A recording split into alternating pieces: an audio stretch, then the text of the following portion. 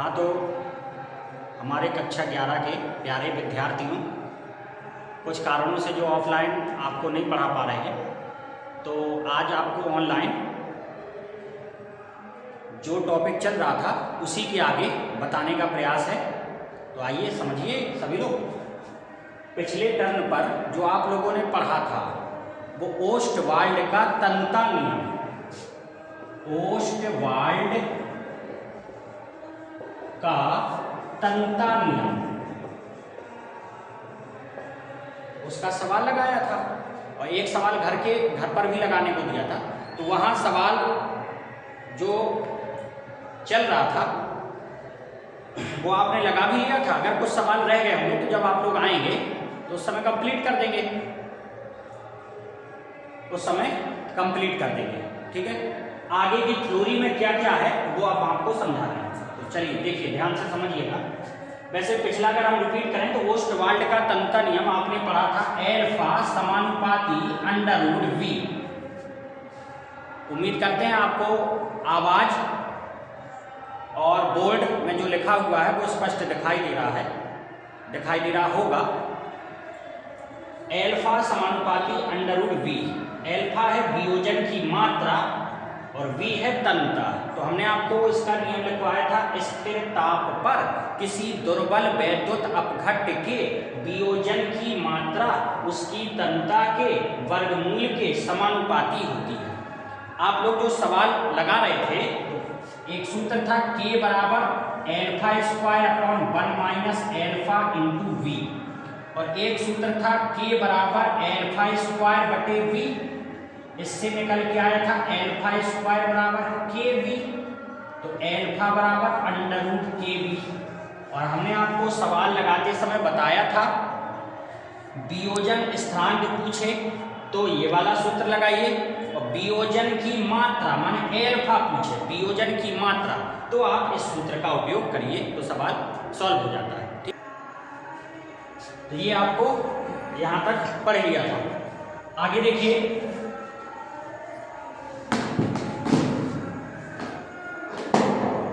आज आपको पढ़ना जल का आयनिक गुणनफल।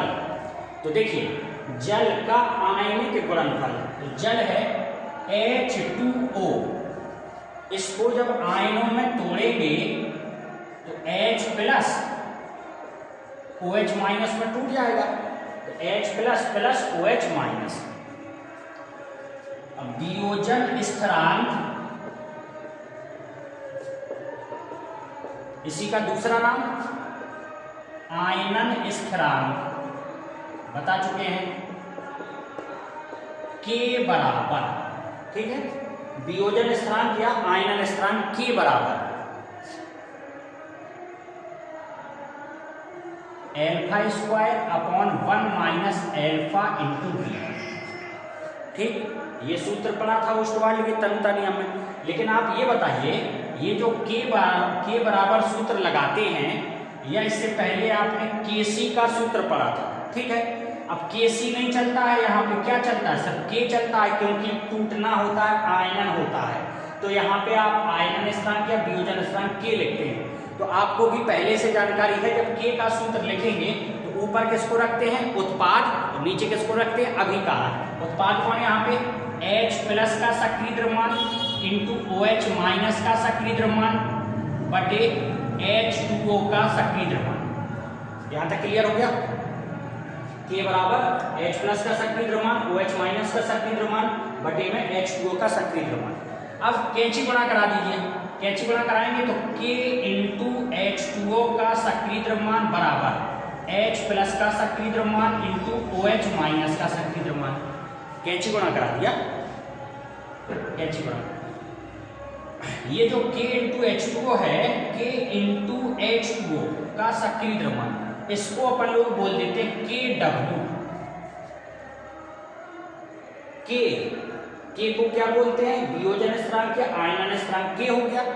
H2O तो ये वाला है, H2O का सक्रिय द्रव्यमान, इन दोनों का जब गुणा कराएंगे तो उसको बोलते हैं KW, और KW को अपन लोग कहते हैं जल का आयनिक गुणनफल, आयनिक गुणनफल।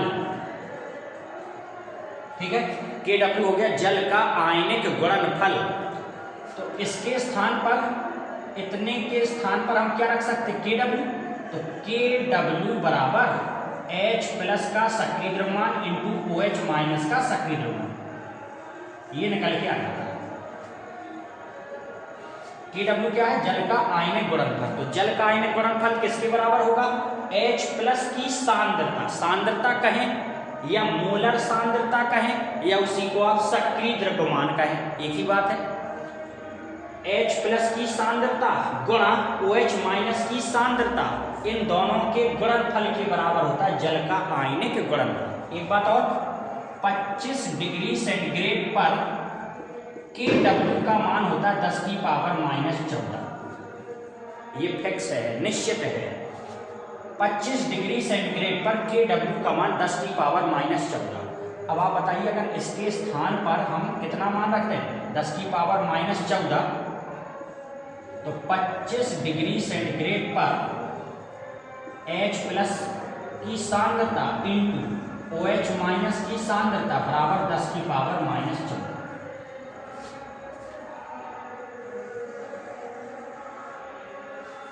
क्लियर हो गया, ये हो गया जल का आयनिक गुणनफल।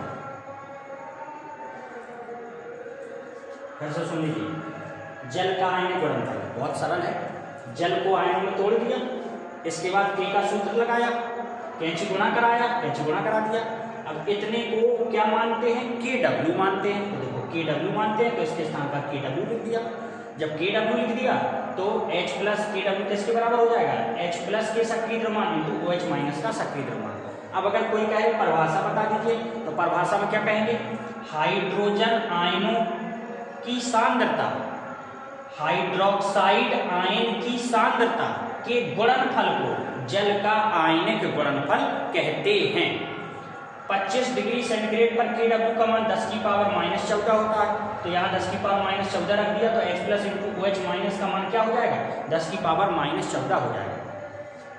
तो स्थिर ताप पर जल के आयनिक गुणनफल का मान स्थिर रहता है। स्थिर ताप पर, तो ताप तो स्थिर हो गया ना 25, तो स्थिर ताप पर जल के आयनिक गुणनफल का मान क्या रहता है, स्थिर रहता है। और कोई पूछ ले 25 डिग्री सेंटीग्रेड पर कितना होता है, तो आप बता दीजिएगा 10 की पावर माइनस 14 होता है। ये हो गया जल का आयनिक गुणनफल। अगली हेडिंग देखिए, अगली हेडिंग है लॉरी और ब्रोनस्टेड का प्रोटॉन विनिमय सिद्धांत। लॉरी और ब्रोनस्टेड का प्रोटॉन विनिमय सिद्धांत, इसी को कहते हैं अम्ल और भस्म की आधुनिक अवधारणा। इसको समझ लीजिए, अम्ल और भस्म,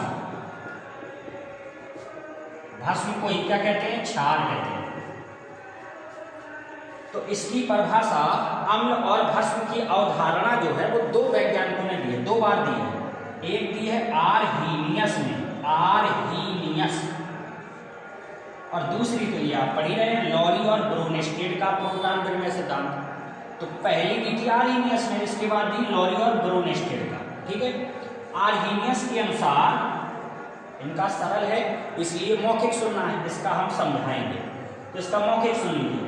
आर्हीनियस के अनुसार वे पदार्थ जो जलीय विलयन में H प्लस देते हैं, hydrogen ion, hydrogen ion, ion का मतलब धनायन दिया जाएगा, ऋणायन दिया जाएगा, तो दिख भी रहा है ये धनायन है, तो अपन क्या बोलेंगे इसको, हाइड्रोजन आयन। वे पदार्थ जो जलीय विलयन में हाइड्रोजन आयन देते हैं उन्हें अम्ल कहते हैं, और वे पदार्थ जो जलीय विलयन में हाइड्रोक्साइड आयन मतलब OH माइनस हाइड्रोक्साइड आयन देते हैं उन्हें क्षार कहते हैं या भस्म कहते हैं। तो ये तो आपको पहले से ही पता है कि जिसके पास H प्लस होता है वो क्या होता है, अम्ल, जिसके पास OH माइनस होता है वो क्या होता है, क्षार। ये तो पहले से जानकारी थी इसकी। तो आर्हीनियस ने क्या बताया, वे पदार्थ जो जलीय विलयन में हाइड्रोजन आयन देते हैं उन्हें अम्ल कहते हैं, और वे पदार्थ जो जलीय विलयन में हाइड्रोक्साइड आयन देते हैं उन्हें क्षार कहते हैं। क्लियर हो गया। उदाहरण तो आपको भी पता होगा, अम्ल का उदाहरण जैसे HCl, H प्लस मिल जाएगा इसमें, H2SO4 इसमें भी H प्लस है, क्षार में NaOH हो गया, KOH हो गया, NH4OH हो गया, देख लो सबके पास OH है। तो ये आर्हीनियस के अनुसार। अब मेन है ये लॉरी और ब्रोनेस्टेड का, इसको समझिएगा।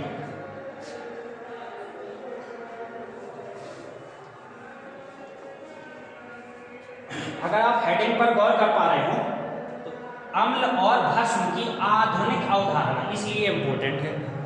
किसके आधार पर है, किसने दी थी? तो वैज्ञानिक है लॉरी और ब्रोनेस्टेड। किसके आधार पर? प्रोटॉन विनिमय के आधार पर। विनिमय का मतलब होता है आदान प्रदान, ठीक है ना। विनिमय का मतलब होता है आदान प्रदान। किसका आदान प्रदान? प्रोटॉन का।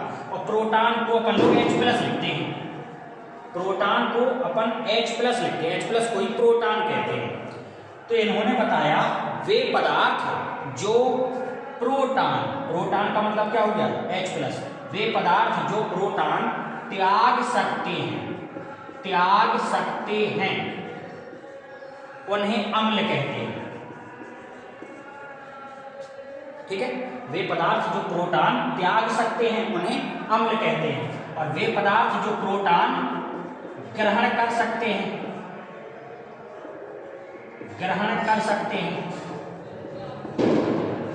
उन्हें क्या कहते हैं? भस्म को ही क्या कहते हैं? क्षार। परिभाषा तो सरल है। वे पदार्थ जो प्रोटॉन त्याग सकते हैं, प्रोटॉन मतलब H+, प्रोटॉन त्याग सकते हैं उन्हें अम्ल कहते हैं। जो पदार्थ प्रोटॉन ग्रहण कर सकते हैं उन्हें भस्म या क्षार कहते हैं। अम्ल और भस्म की ये परिभाषा प्रोटॉन विनिमय के आधार पर दी गई है। विनिमय माने आदान प्रदान। प्रोटॉन विनिमय के आधार पर दी गई, इसलिए इसको लॉरी और ब्रोनेस्टेड का प्रोटॉन विनिमय सिद्धांत भी कहते हैं। बात इतनी क्लियर हो गई होगी। अब उदाहरण से समझिएगा, बता दें इसको।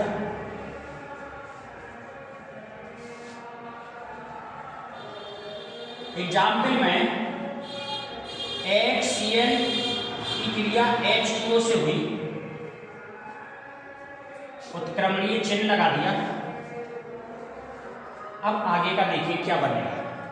इस रिएक्शन को याद नहीं करना, रिएक्शन याद नहीं करेंगे। HCl + H2O उत्क्रमणीय चिन्ह क्या बनेगा? तो देखिए आपको पता है H+ होता है और Cl- होता है। H+ होता है, Cl-। इस H+ को यहाँ पे शिफ्ट कर दो, जोड़ दो। तो अगर H+ यहाँ जुड़ जाएगा, H+ यहाँ जोड़ के देखिए, तो H जब जुड़ेगा तो H3O और ये वाला प्लस भी जोड़ देंगे, तो यहाँ बन जाएगा H3O+, ठीक है। अब बच क्या गया इसके पास? Cl-, तो यहाँ पे Cl- लिख दिया। क्लियर हुआ? सरल है। HCl + H2O उत्क्रमणीय चिन्ह आगे का हमने आपको समझा के लिखा है, अपने मन से नहीं लिखा। तो देखिए HCl में H+ होता है और Cl- होता है, ये तो पता है। तो H+ यहाँ से हटा के इसमें जोड़ दो, तो जब जोड़ोगे तो क्या बनेगा? H3O और इसका प्लस इसमें आ जाएगा ना, तो H3O+। बचेगा क्या इसके पास? Cl-, तो यहाँ पे Cl- हो गया। इसको हम हटा दें, ये आपको समझाने के लिए हमने किया है।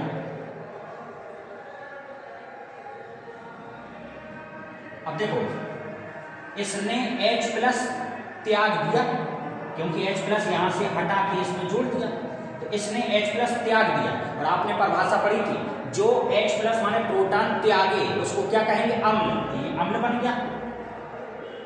और जो प्रोटॉन माने H+ ग्रहण करे, ग्रहण किसने किया? इसने, तो ये क्या हो जाएगा? क्षार, ठीक है। इसमें तो चिन्ह लग गए, इसमें तो कोई परेशानी है ही नहीं। जिसमें चिन्ह लग गया उसमें कोई परेशानी नहीं। जिसमें प्लस आएगा वो अम्ल और जिसमें माइनस आएगा वो क्षार। ये हमने आपको बताया था जब हम लुईस अम्ल और लुईस भस्म पढ़ा रहे थे। तो लुईस अम्ल और लुईस भस्म पढ़ा रहे थे, उसमें स्पष्ट लिखवाया था कि जिसमें प्लस आ जाए वो अम्ल है, जिसमें माइनस आ जाए वो क्षार है, ठीक। अब बाई चांस कभी कभी पेपर में पूछ लेता है संयुग्मी अम्ल व क्षारक बताइए। इस रिएक्शन में संयुग्मी अम्ल व क्षारक बताइए कौन कौन होगा।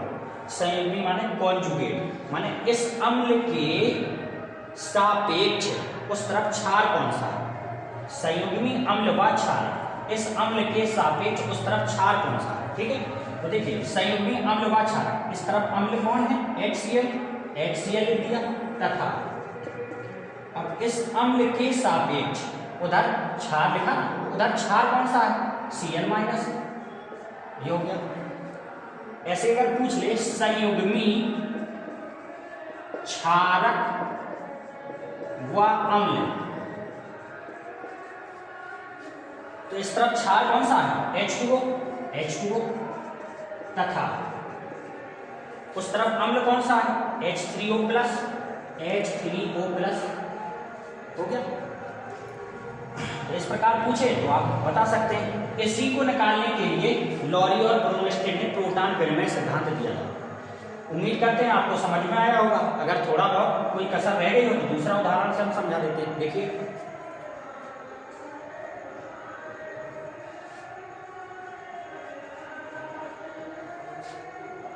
जैसे दूसरा उदाहरण हमने NH3 का लिया, NH3 अमोनिया, इसकी क्रिया H2O से कराई, उत्क्रमणीय चिन्ह लगा दिया।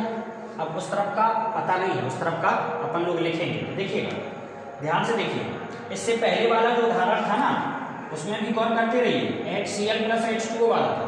तो सबको पता है इसमें H प्लस होता है, तो यहाँ इसको चिपका दिया था। इसमें आपको पता है क्या कि इसमें धनायन और ऋणायन अलग हो जाएंगे। NH3 में तो पता ही नहीं है कि NH3 में H प्लस और O कुछ अलग कर सकते हैं, इसमें नहीं अलग होगा। लेकिन इसमें आपको पता है, यहाँ किसके बारे में पता था HCl के बारे में कि H प्लस होगा Cl माइनस होगा। यहाँ आपको पता नहीं है NH3 के बारे में, लेकिन इसके बारे में पता है। H2O का क्या होता है H प्लस और OH माइनस, सही है ना, H प्लस OH माइनस। तो H प्लस को यहाँ चिपकाओ, H प्लस को यहाँ जब चिपकाओगे तो क्या बनेगा NH4 प्लस, देखो बन गया। H प्लस को यहाँ जोड़ोगे तो H जुड़ेगा तो NH4 हो जाएगा, प्लस जुड़ेगा तो देखो प्लस आ जाएगा, NH4 प्लस हो गया। अब ये तो इसमें जुड़ गया और इसको अपन ने लिख दिया। अब बचा क्या इसके पास OH माइनस, यहाँ लिख दो OH माइनस, रिएक्शन पूरी लिख गई।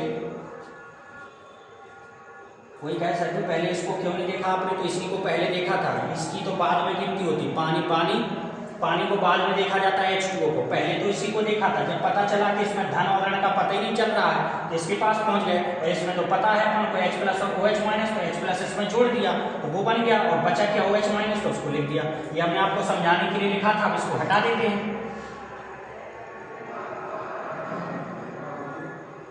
अब देखो अब परिभाषा लगाइए इसकी। इस लॉरी और ब्रोमस्टेड ने क्या बताया था, वे पदार्थ जो प्रोटॉन माने H प्लस त्याग सकते हैं, इसी ने तो त्यागा है, इसी ने निकाला है। तो जो प्रोटॉन त्याग सकते हैं उनको अम्ल कहते हैं, और जो प्रोटॉन ग्रहण कर सकते हैं, ग्रहण किसने किया इसमें, प्रोटॉन ग्रहण कर सकते हैं, उनको क्या कहते हैं क्षार। पता चल गया।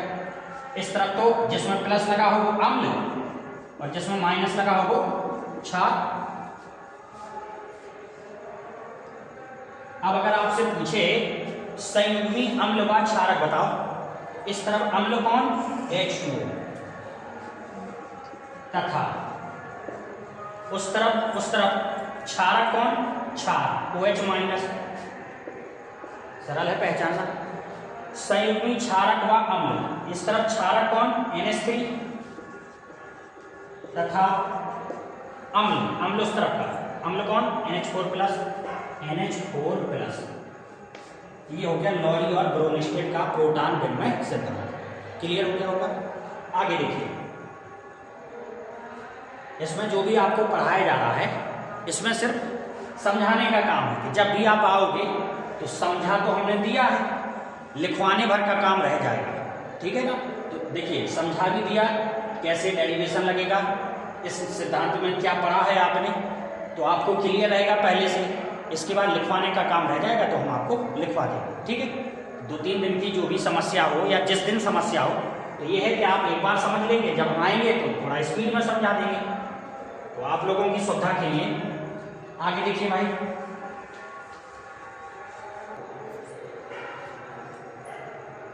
आपेक्षिक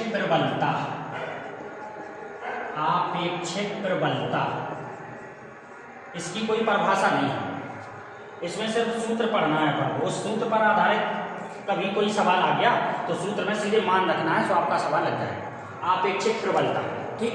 तो आपेक्षिक प्रबलता बराबर सूत्र होता है √K1/K2। आपेक्षिक प्रबलता बराबर √K1/K2, जहां K1 है पहली अभिक्रिया का वियोजन स्थिरांक,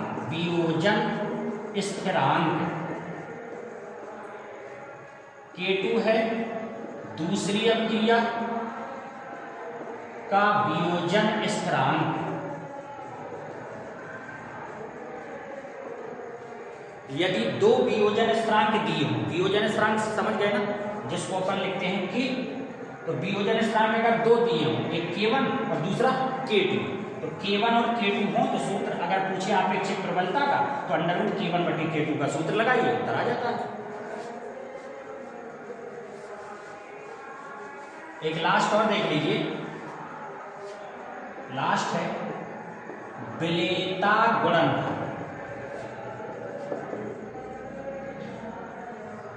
साथियों ये इसलिए पढ़ा रहे हैं आपको, देखिए आपने पहले पढ़ लिया था जल का आयनिक गुणनफल, विलेयता गुणनफल इसी से मिलता जुलता है। देखिए विलेयता गुणनफल को लिखते हैं KSP से, ठीक है, KSP से।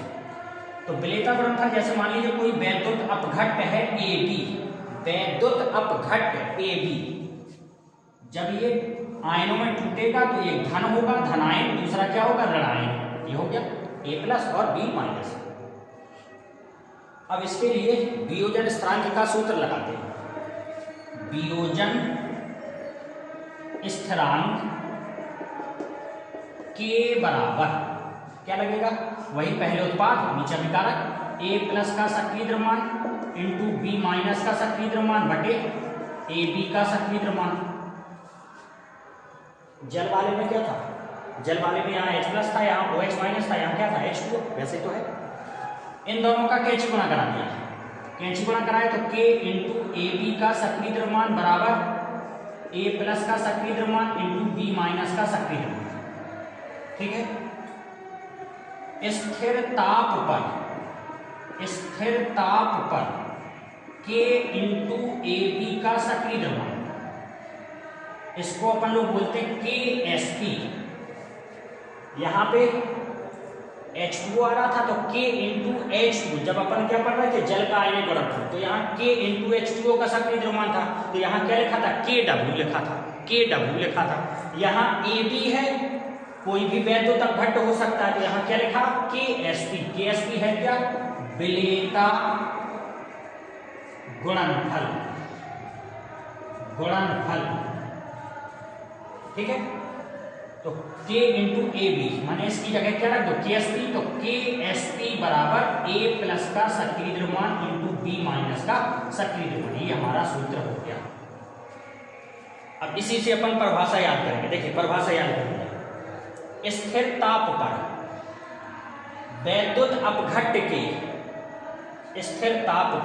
वैद्युत अपघट्ट के संतृप्त विलयन में उपस्थित आयनों के, आयन है ये धनायन है और ये क्या है, ऋणायन, आयनों के सक्रिय द्रव्यमानों के गुणनफल को विलेयता गुणनफल कहते हैं। इसी से परिभाषा याद हो जाएगी। फिर से गौर कर लीजिए, विलेयता गुणनफल को आपको इतना आइडिया हो कि इस प्रकार से सूत्र कैसे आया था। तो परिभाषा, स्थिर ताप पर वैद्युत अपघट्ट के संतृप्त विलयन, वैद्युत अपघट्ट को किसी ना किसी विलयन में तो अपन मिलाएंगे, पानी में मिलाएंगे तो विलयन बन जाएगा। तो वैद्युत अपघट्ट के संतृप्त विलयन में उपस्थित आयनों की, ये क्या है, आयनों के सक्रिय द्रव्यमान, इसी को अपन कहते हैं मोलर सांद्रता। सक्रिय द्रव्यमान कह दो, चाहे मोलर सांद्रता कह दो, चाहे सांद्रता कह दो, आयनों के मोलर सांद्रण के गुणनफल को विलेयता गुणनफल कहते हैं। क्लियर हो गया। इसका मात्रक होता है, विलेयता गुणनफल का मात्रक मोल प्रति लीटर की पावर n, मात्रक होता है मोल प्रति लीटर की पावर n। n होता है वैद्युत अपघट्ट से प्राप्त आयनों की संख्या। ये वैद्युत अपघट्ट हो गया से प्राप्त आयनों की संख्या। कितने आयन मिले, 2 आयन मिले, तो यहाँ n का मान कितना हो जाएगा, 2। वैद्युत एन क्या है? वैद्युत अपघट्ट से प्राप्त आयनों की संख्या, आयनों की संख्या। ये वैद्युत अपघट्ट है, इससे कितने आयन मिले? 2 आयन मिले, तो एन का मान यहाँ क्या हो जाएगा? 2। तो ये हमारा मात्रक हो गया। तो ये था विलेयता गुणनफल के बारे में। परिभाषा भी आपको क्लियर हो गई, छोटा सा डेरिवेशन है ये भी क्लियर हो गया होगा। तो विलेयता गुणनफल एक बार और सुन लें। स्थिर ताप पर वैद्युत अपघट्ट के संतृप्त विलयन में उपस्थित आयनों के मूलर सांद्रण के गुणनफल, आयनों के मूलर सांद्रण के गुणनफल को विलेयता गुणनफल कहते हैं। तो आज के लिए इतना ही। इसके बाद आगे जैसा होगा तो ग्रुप में डाल दिया जाएगा। धन्यवाद।